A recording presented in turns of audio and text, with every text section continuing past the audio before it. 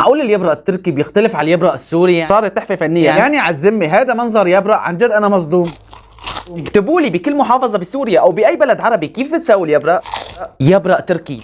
وتعالوا ندلل حالنا شوي مع كوتبوري اسمها. صراحه يا جماعه الخير هي اول مره بسمع عنها انا، يلي بيعرف يكتب لي بالتعليقات. مارك ليوانت بوريك كثير مشهوره بتركيا، كثير بيحكوا عليها وكثير بيقولوا انه هاي كثير طيبه، فانا شفت هذا الشيء باليوز بير ب 32 ليره، وزن 400 جرام، كثير رخيص بصراحه. ولد ابو الجود لازم تجربه وتنصح المتابعين، فانتم اكتبوا لي مجربين البرك باي بلد عربي كان. المنظر من برا كثير حلو، كاتبين لنا ب10 دقائق بس بتصير، مرش عليها سكر بودره وما بدها اي اضافه، دغري بنحطها بالفرن. بس اول ما نجيبها بنتركها على درجه حراره الغرفه ل 15 دقيقه لحتى تفك، بعدين بندخلها على الفرن درجه حراره 180 من دقائق ل 10 دقائق لربع ساعه حسب الفرن اللي عندكم. ويلا نفتحها ونشوف.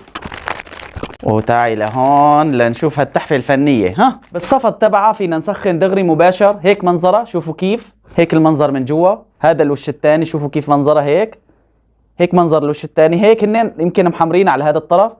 معقول ما بدها اي اضافات؟ والله غريبه يعني، انا مالي سمعان فيها ولا مجربها بحياتي، فهلا رح نجربها. شوفوا هيك منظر، سكر بودره وكول بس خالصين. هي تعالوا نجربها ونحطها بالفرن يلا. وهيك منظر الاكله وقت طلعت من الفرن. شوفوا ضلت بالضبط 10 دقائق، ما تركت اكثر. طبعا تختلف من فرن لفرن. اول شيء بنجيب السكر بودره وبنبلش.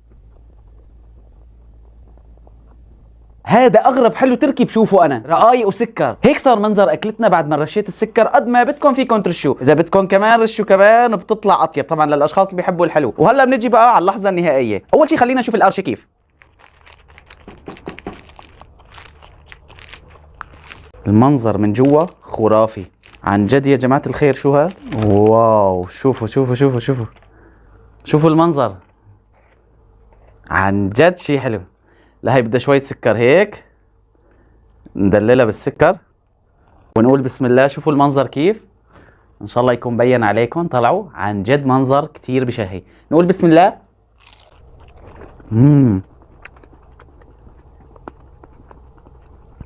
شو هاد؟ شو هاد؟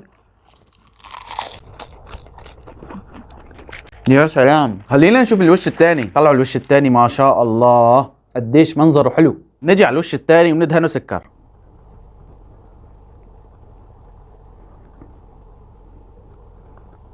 الأكلة يلي بنصحكم تجربوها بامتياز وبدكم تدعوا لي كثير، ويلي مجربها يكتب لي، ويلي دا يقول لي ابو الجود صار لك 10 سنين بتركيا ما دقتها، معلش صدفت شو اعمل. هلا بنجي بقى هون.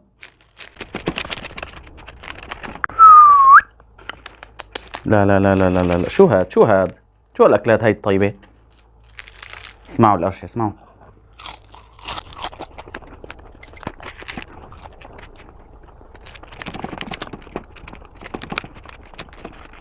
يا جماعة شو الأكلة هي؟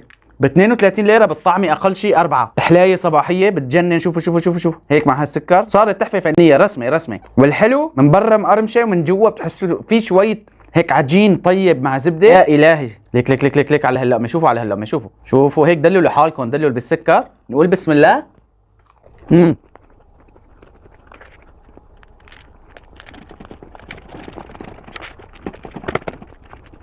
يا جماعه هيك اكلات يعني بصراحه من اقوى الاكلات الحلوه يلي جربتها التركيه. بنصحكم تجربوها بجداره يعني. شوفوا شوفوا المنظر، المنظر لحاله بيحكي، المنظر لحاله بيحكي. شوفوا يعني انا شو احكي اكثر من هيك؟ صراحه اكله غير شكل. جربوها ورح تدعوا لي. بتلاقوها بالبيم، باليوز بير يمكن كمان. هلا انا جبتها من اليوز بير بس اول مره بشوفها نازله باليوز بير، فانتوا اذا بجوز بالبيم تشوفوها بس انا ما طلعت. اكتبوا لي يلي شايفها بغير ماركات يقول لي كمان. يعني عم بشوفكم من جوا المنظر، الرقايق رهيبه رهيبه بهيك سعر. عن جد 32 ليره يا بلاش. يلا خليني انا اكمل اكل لانه بصراحه الاكله كتير بدها اكل. حلوه هي الاكله بدها اكل. لا تنسوا لايك للفيديو، تابعوني على الانستغرام وتابعوا ستورياتي، بنزل ستوريات كتير. اكتبوا لي بالتعليقات شو بتحبوا الفيديوهات الجايه. سلام. معقول اليبرق التركي بيختلف على اليبرق السوري؟ يعني على الذمه هذا منظر يبرق عن جد انا مصدوم. اكتبوا لي بكل محافظه بسوريا او باي بلد عربي كيف بتساوي اليبرق؟ يبرق تركي لاول مره انا وقت فتت على السوبر ماركت انصدمت على فكره. تاكلوا يبرق جاهز ولا شغل البيت؟ 300 جرام يبرق ب 28 ليره. بصراحه انا وقت فتت على الميجروس وشفته انصدمت. ولا مره انا بتركيا سمعت انه هن بيساووا اليبرق مثلنا. اليبرق يلي رزه ابيض مثل ما شايفين وبهارات وفيه لحمه. في هون طلعوا كم قطعه؟ 1 2 3 فيه 10 قطع، يعني كل قطعه حقها تقريبا ليرتين وشوي. شوفوا منظرها كيف. هيك بيجي منظر العلبه يلي بده يصور. طبعا التغليف حلو ابدا ما بتسرب. وكاتبين انه انتم فيها بصل، فما بعرف ليش بصل. انا اول مره بعدين يالنجي فيه بصل بس هاد ليش في بصل ما بعرف، رح افتحه ونشوف. وبعد صعوبة فتحته طلعوا هيك منظره من جوا. هلا اللف كتير كتير حلو. منظر اللف طبعا كأنه عم ناخذ شيء جاهز نحن، يعني ب 27 ليرة او 28 يعني منيح. 10 اطلع هيك بطلع منظرهم. شوفوا كيف انا ما سخنتهم، تركتهم على حرارة الغرفة. خلينا نطالع وحدة شوفوا ونشوف المنظر كيف. بسم الله. هيك منظرها. شوفوا المنظر. اكتبوا لي حلو ولا مو حلو، مجربين هلا اليبرق التركي قبل هلا ولا لا؟ نفتح من جوا. يا عيني شو هاد فيلم رعب. شوفوا المنظر. بصراحة المنظر ما بعرف شو، لحمة كأنه هي ولا البرغل هيك ولا شو. رح اغامر كرمالكم ودوق بس لكم تجيبوه ولا لا. بسم الله.